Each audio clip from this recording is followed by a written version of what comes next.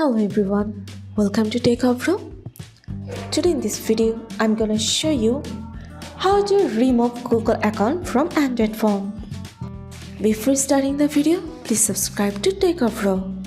So, let's get started. For this, you have to open your settings.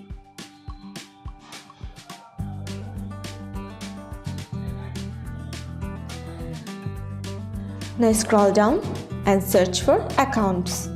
Here it is. You have to press on this. Now you'll find here your all Google account. You have to select them which you want to remove. Select one. Now you can see here remove account. If you want to remove it, then press on remove account. That's it. So this is how to remove Google account from your Android phone. So guys, that's it. You can do this. I think this video is very helpful to you. If it was, then give a thumbs up and hit the subscribe button. And thanks for watching.